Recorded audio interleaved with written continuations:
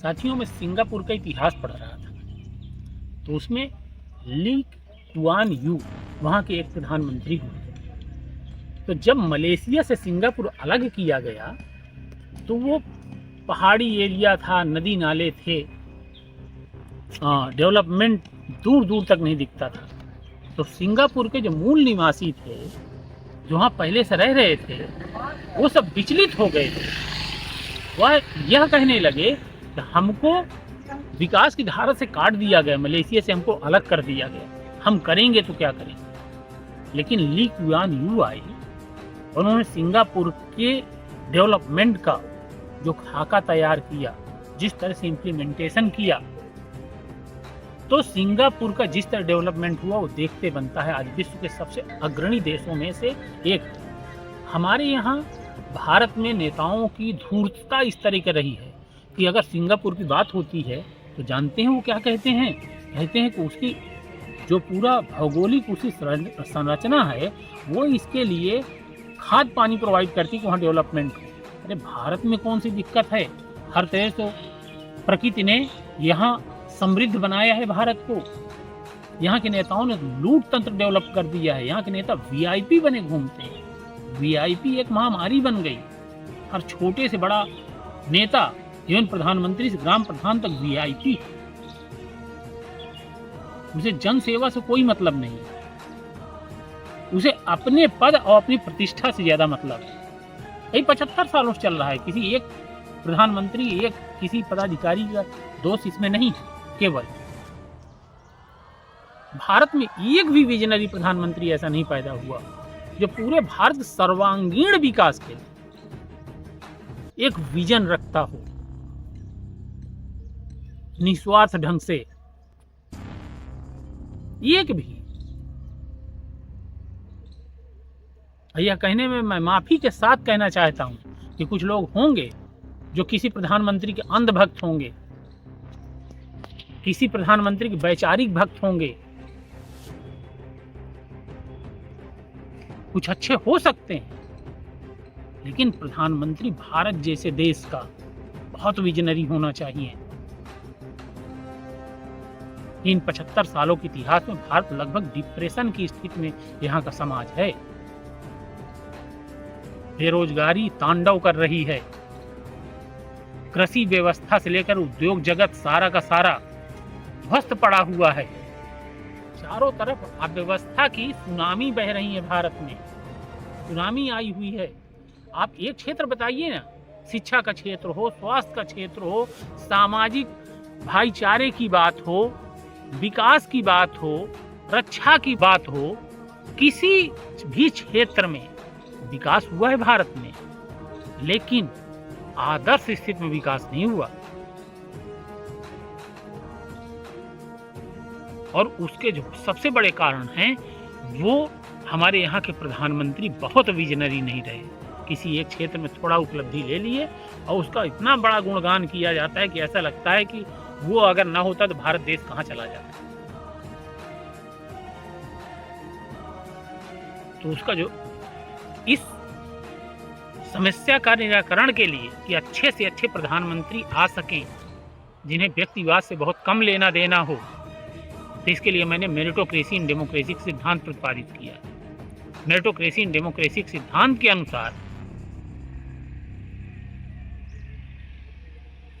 बहुमत प्राप्त पार्टी अथवा बहुमत प्राप्त गठबंधन के वे 10% सांसद वो देश में किसी भी कोने से जीत के आए, वो प्रधानमंत्री पद के प्रत्याशी बने।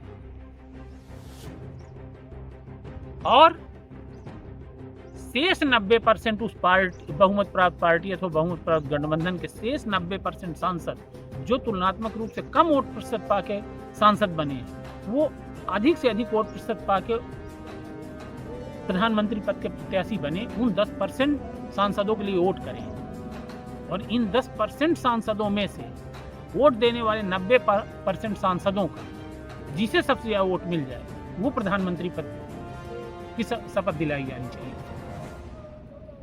इस तरीके से जितने भी सांसद पूरे भारत में, उनको दो चीज की भूख बहुत ज्यादा होगी। पहली चीज तो अपने क्षेत्र में जाति, धर्म, संप्रदाय, वर्ग, गरीबी, अमीरी हर तरीके से दूर रह के सबको समान भाव से अपने संसदीय क्षेत्र के लोगों का अधिक से अधिक जन समर्थन प्राप्त करने के लिए, वोट पाने के लिए वो तन मन धन से प्रयास करेगा। दूसरा क्या करेगा कि अपने क्षेत्र से तो वो अधिक से अधिक वोट प्रतिशत पाके सांसद बन जाएगा, लेकिन सांसद के इलेक्शन के बाद जब प्रधानमंत्री पद का प्रत्याशी वो बनेगा तो शेष 90% जो कम वोट प्रतिशत पाके सांसद आए हैं उनका वोट वो कैसे तुरंत गेन कर लेगा। तो इसके लिए क्या है कि हमेशा और हमेशा 365 दिन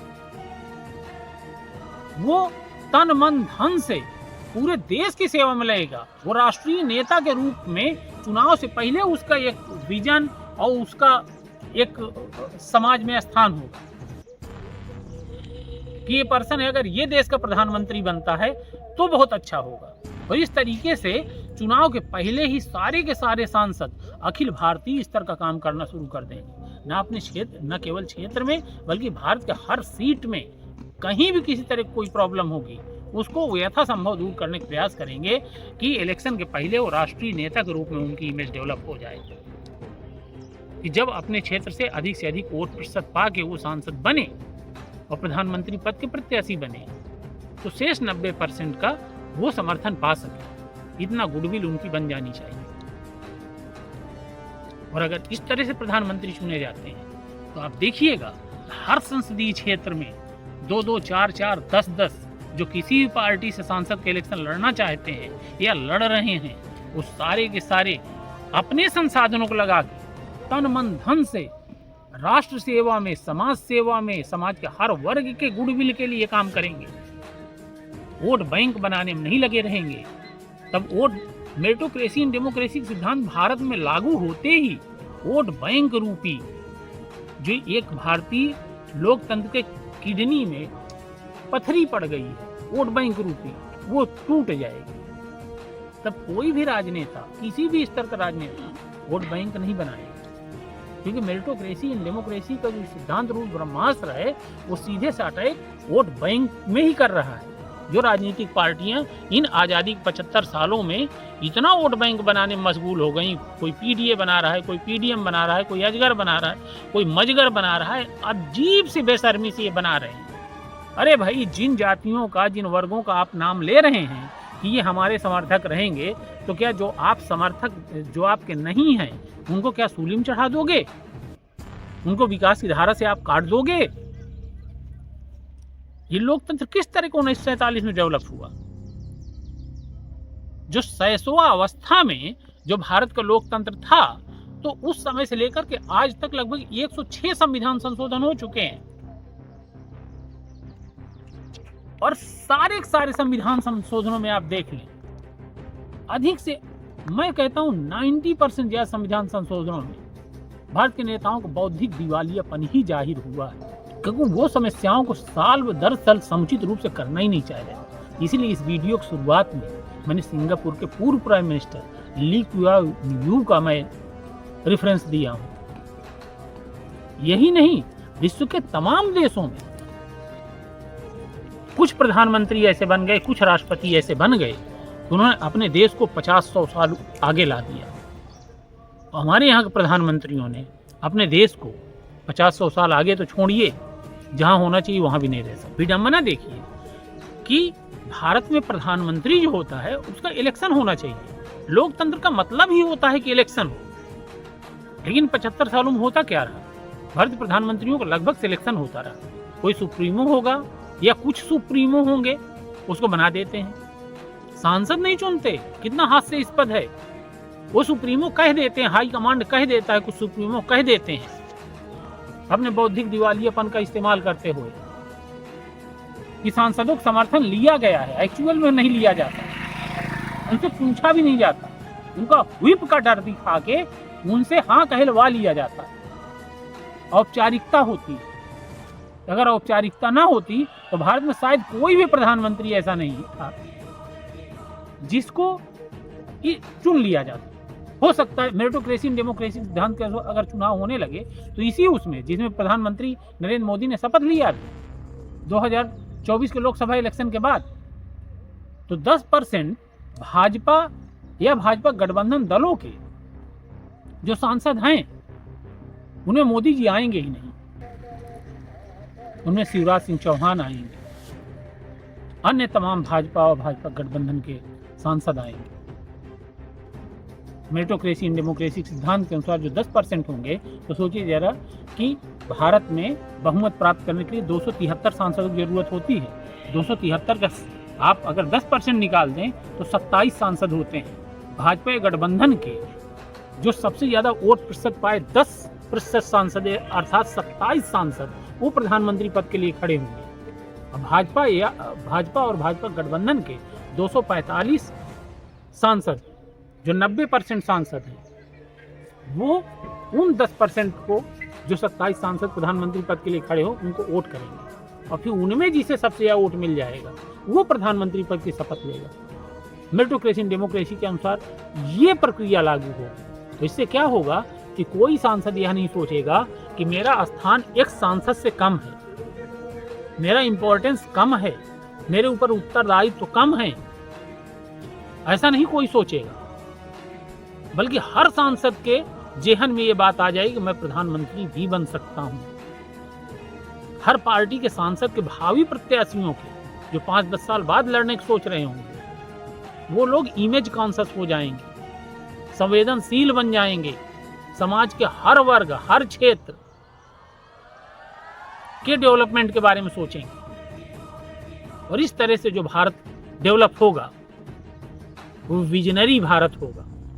विजनरी नेता आएंगे, व्यक्ति केंद्रित नेता नहीं होंगे। उस जो भारतीय संविधान में है उस सामूहिक नेतृत्व में विश्वास रखेंगे। तो मेरिटोक्रेसी इन डेमोक्रेसी के सिद्धांत को